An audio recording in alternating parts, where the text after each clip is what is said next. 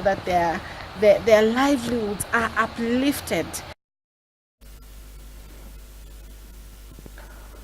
Community Initiative for Tuberculosis, HIV/AIDS and Malaria plus related diseases, Executive Director Kachenga has urged government to honor its $5 million pledge made to the Global Fund in 2016 for the period of 2017-2020 to combat HIV, TB and malaria. Ms. Kachenga says failure by government to fulfill its pledge might result into limited medical service delivery as a result of low stockpile of essential drugs, among others. She says with the introduction of test and treat more people will be on antiretroviral treatment, which will require more health workers, that contributing to the Global Fund in one way of overcoming the challenge. We'd like to see that Zambia honors that pledge, because there has to be some kind of ownership from the country. Even if we are an implementing country, it is important for us to show that we are also putting in some money towards the Global Fund.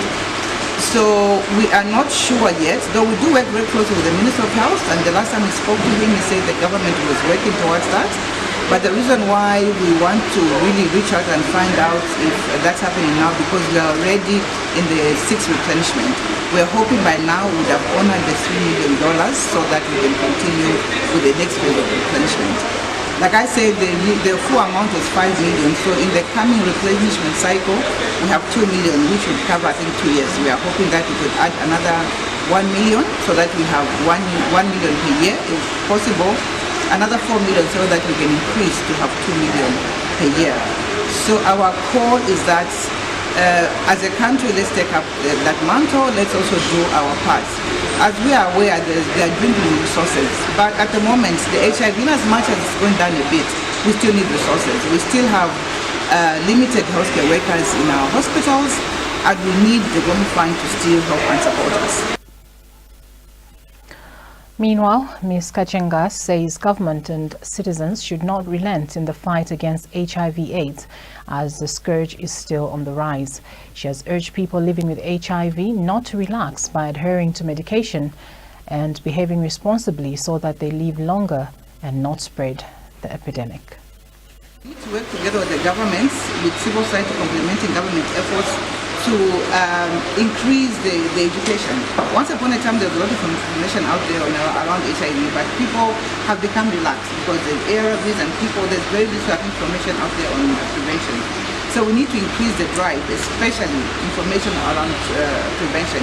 It doesn't mean that if you're on ARVs, then if the ARVs are around, then it's not HIV. But then when you take a medication and you adhere to it, you also reduce the chances of you transmitting the next person. So if people know their status and they find ways of preventing, even the medication, taking the medication as treatment, that will help.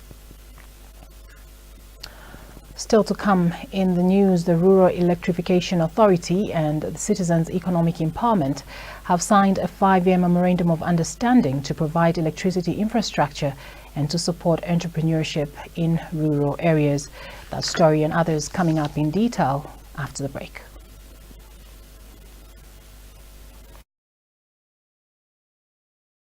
Pay your subscription on time and get WOW airtime with GoTV. The first 80 customers qualify for a daily reward of up to 110 WhatsApp talk time.